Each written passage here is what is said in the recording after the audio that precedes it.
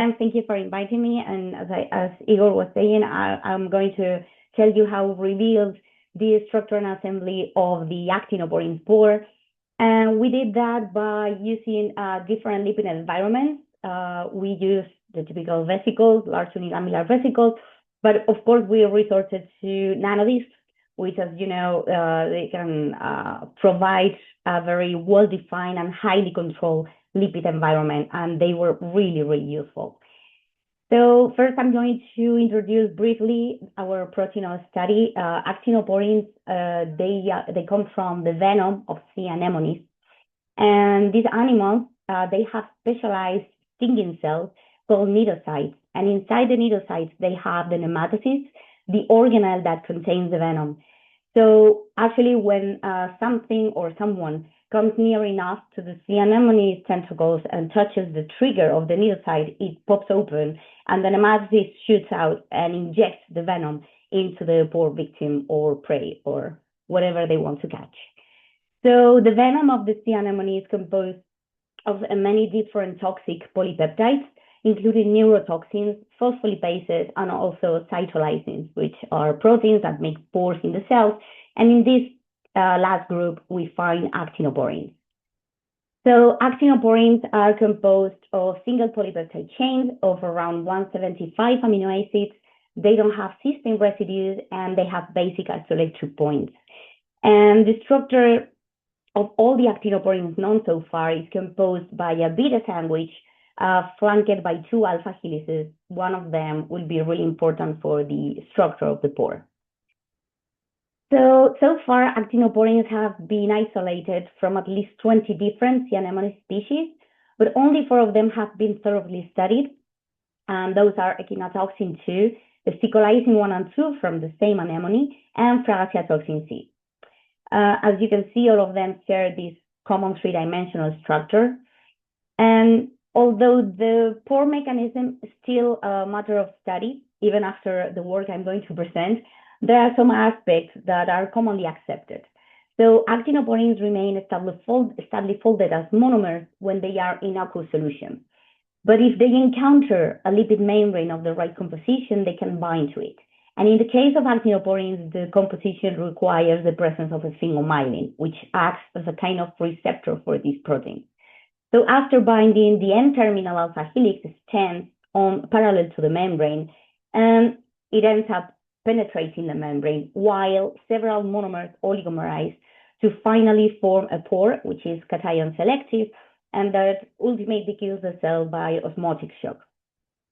And the most interesting thing about actinoporins is that all this happens with no energy input or changes in the protein sequence whatsoever. So it's completely spontaneous, which is pretty amazing. So back in 2015, the membrane structure of the pore of fragaciatoxin C was solved by this group in the Basque Country in collaboration with Japan.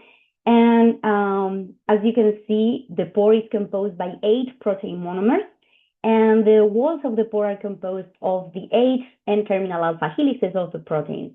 But it was already suggested in this article that the lipids from the membrane would also appear in between the helices, forming part of the pore channel. But even though this structure was the most detailed one that we had for actinoporins for a very long time, it was a crystal structure. So it was obtained in the presence of lipid-mimic detergents instead of lipids. So even though it had an amazing information about the protein structure, it didn't give much information about the interactions between the protein and the lipids in the membrane, because there was no membrane. So this was a drawback that we tried to cover. And many years ago, we started to work with nanodiscs to reconstitute the membrane pore in a soluble state. So you are all familiar with nanodiscs, these particles composed of a lipid bilayer stabilized by either a membrane scaffold protein or a polymer. And in our case, we work with MSP-based nanodiscs, and they offer many advantages because they remain soluble. You can control the size, you can control the lipid composition, and you can use different methods of formation. In our case, we just dissolve the lipids in detergent, we mix them with the membrane scaffold protein, and then we remove the detergent by dialysis, and the nanodies, they will form themselves. And we purify them empty, and then we add our actinoporin, because we have the advantage of the protein being soluble as a monomer. So we can really make like the real process that occurs in nature. So for us, this method had the great advantage of not getting detergent in the sample whatsoever. So after many years of work, we used, as I said, MSP-based nanodisc with a complex mixture of DOPC sphingomyelin, because it's the receptor for actinoporin, and we included cholesterol in the mixture, because cholesterol is a well-known enhancer for pore formation in the case of actinoporin. So we use these nanodiscs to reconstitute the pore of both fragatoxin C and cyclizin 2, with the objective of performing cryo-electron microscopy to solve the structure. And we worked like for many years to get a good sample with nanodiscs, because this unique molecule was like super important. But then, because of the advancements in the cryo-electron microscopes, and with the collaboration of Dr. Simonas Masiulis from Thermo, they have this sci-fi microscope, and they could like take images directly from liposomes, which was amazing because they could like tilt a sample and get lateral views of the pore, which was really hard to get with working with nanodiscs. So as I said, after millions of images processed, we got this amazing three-dimensional structure of the pore inside the membrane for both fragatoxin C and cyclizin 2. And this was the work that was published in Science Advances a few months ago, and we got almost subatomic resolution for the structure. So the resolution was high enough as to allow us to determine atomic interactions between individual amino acids of the proteins and individual lipid molecules, as this cholesterol molecule that you can perfectly distinguish in this image. So we were ready to demonstrate that actually, like the 2015 paper said, lipids are indeed structural components of the pore, because we got to identify up to 88 lipid molecules organized around the pore in two well-defined lipid rings. We couldn't find DOPC in any key structural position, but rather sphingomyelin or cholesterol would stabilize the pore and adjust the thickness of the membrane around these two well-defined rings. We even observed some electrostatic potential differences between the two pores, and this was kind of interesting. In the fragatoxin C, you can see a slightly narrower diameter for the pore, and it's characterized by a negative charge, which we wouldn't observe in the cyclizin 2 pore. And this is interesting because the functional activity differences between these two proteins have been observed for many years. So this could be part of the explanation why these two proteins act differently. And finally, and this was kind of amazing also, only in the nanodisc samples, not in the liposome, we could observe intermediates of pore formation, like arcs that weren't completely closed, that allowed us to postulate a possible mechanism for pore formation for actinoporin, where a monomer first would bind to the membrane, and then each monomer will follow with a progressive deployment of the alpha helixes of the monomers that are already there.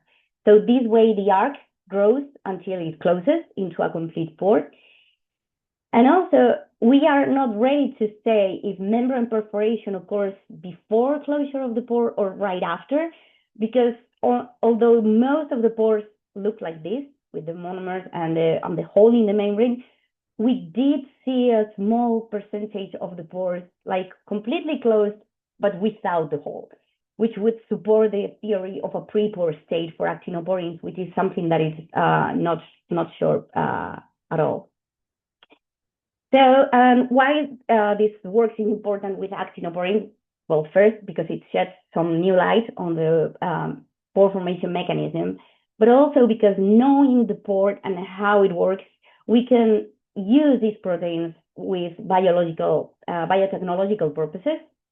And let me just briefly tell you about a work that we published actually before this one, where we tried to develop a sustainable technology to remove and recycle plastic particles in wastewater and drinking water with the dream of at some point equipping water treatment plants with specific filtration systems to get rid of micro and nanoplastics.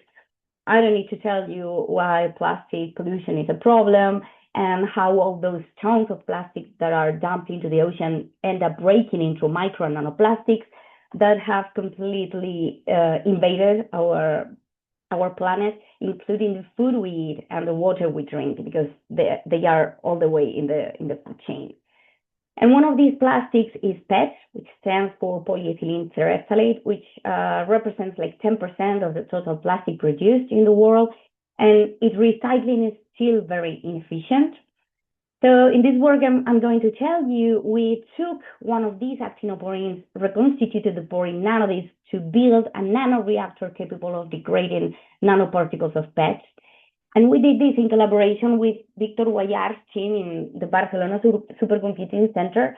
They developed a software called Protein Energy Landscape Exploration, which basically is similar to molecular dynamic simulation in terms of protein-ligand interactions, but with it's a little bit more complicated, and I don't understand it that well to explain it to you in a short time. But it's really amazing because using this software, we could predict specific mutations that would introduce a catalytic triad inside the channel of the pore of the actinoporin to have a new catalytic activity. So with these mutants, in our group, we produced two of the mutants, and we used our nanodiscs to reconstitute the pore. You can see here the beautiful electron microscopy images. So in a preliminary test, we took agar plates with nanoparticles of PET, and we incubated them with the nanopores with the wild type for acetoxin C and the nanopores with the mutants of acetoxin C. And you can see here the amazing result that we found, like the wild type, of course, it has barely no hydrolytic activity, while the mutants clearly degrade the nanoparticles of PET. So in the Institute of Catalysis in Madrid, they made like more thorough studies using HPLC to determine the concentration of the different degradation products of these nanoparticles. So for the first mutant located in the channel of the pore, the main degradation product that we obtained, using 4 different substrates of PET is BHAT, which is the main precursor for PET upcycling route.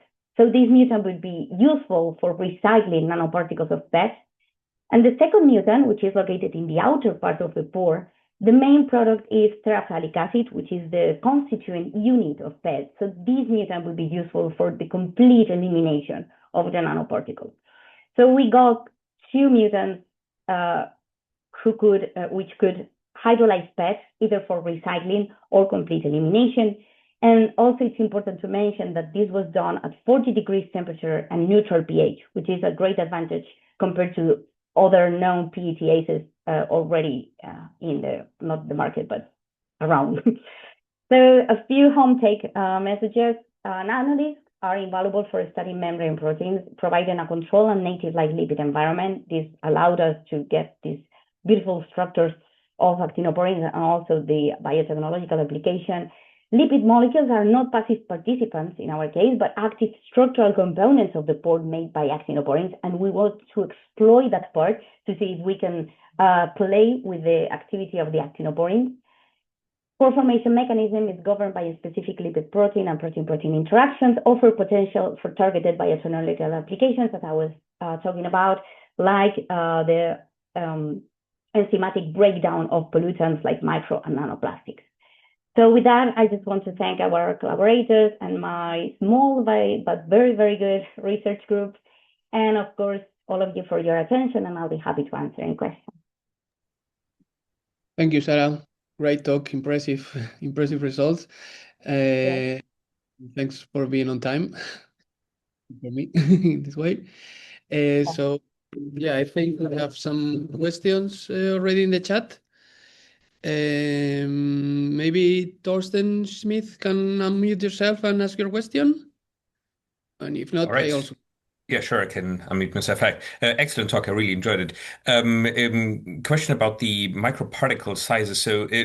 I wasn't quite clear. So does this only work for already very degraded plastic particles, or can this be also big? So how big can these particles still be to still be Yeah. degraded? So for now, they are pretty small, like around 50 to 100 nanometers. Uh, that's why if I can take one of the backup slides. I don't know if I'm still sharing. Yeah. Yeah. So we are working now instead of actinoporins, which actually have a very narrow pore. We want to play with other pore-forming proteins like PFO from bacteria, which has a much bigger size, and see if we can convert it into a nanoreactor. In this case, we could go with to higher, to larger size of particles. And if I may, maybe a follow-up question. So what is the vision here? So would these complexes here, would they be presented on the outer membranes of some bacteria and then the bacteria do this, or do you have to purify these somehow and present them in nanodiscs, or how is this Yeah. going to work if everything works? So if everything works, so yeah, the one of the drawbacks is that we have to purify the complex, but I have another one here. So you are all familiar, I'm sure, with Oxford nanopore. So they don't have lipids. They have synthetic membranes, like really secret composition synthetic membranes, but they prove you can reconstitute these pores into something that is not lipid. So we are working with a colleague here in the faculty. They work with ceramic materials, and we are working with the possibility to introduce these pores into something that is not lipid, because otherwise it would be really hard to actually apply it to something that you could use at the industry level. Thank you. Okay. Sorry, Michael. Mackenzie was raising their hands. So, do you want to unmute yourself? Yeah. Yeah, cool. Okay, thank you very much for the talk. It's really interesting. I wanted to hear a little bit more about the liposomes and the differences you see. So I pulled up your paper really quick, and I thought it was fascinating that they tend to cluster kind of around these curvature-rich regions of the liposome. Can you tell us a little bit about how that changes the pore that they form, whether that actually causes them to kind of inwardly tilt and decrease the pore diameter at all compared to the So nano? the differences between the pores in the nanodisk and the liposome are virtually non-existent. Okay, cool. Like they don't change. Even with the pore from the crystal in 2015, like the difference with the protein structure is not that much. So it was a pretty good structure, even though it wasn't a biological membrane. So the difference is not that much. But we Okay. did observe in the liposomes, as you were mentioning, that the actinoporin gives this negative curvature, like it forces the membrane uh, to strangle, how to say that.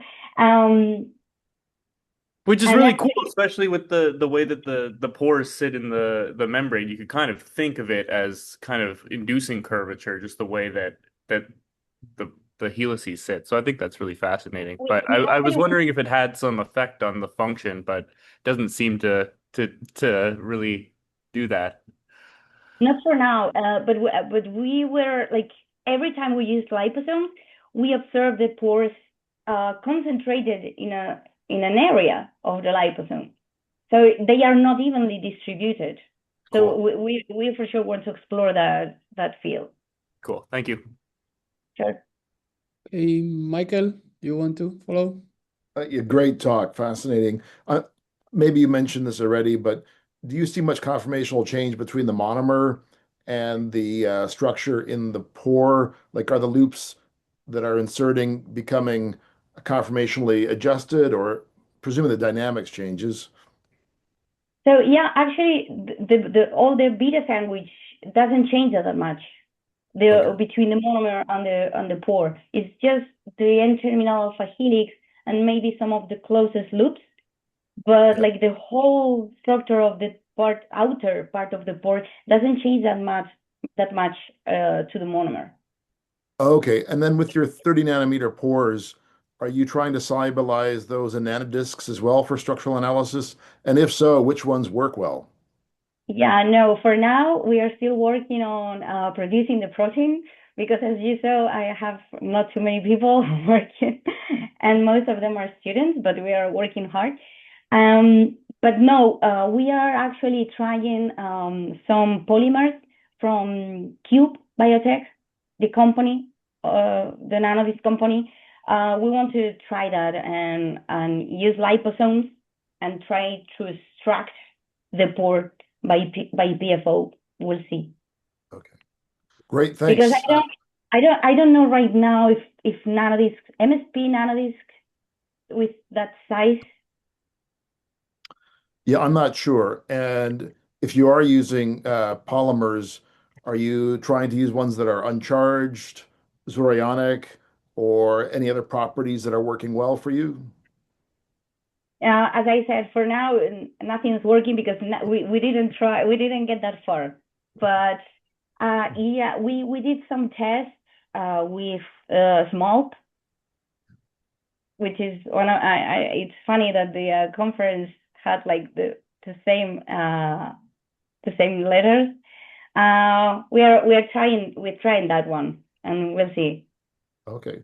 Well, good luck. Fascinating work. Thank you.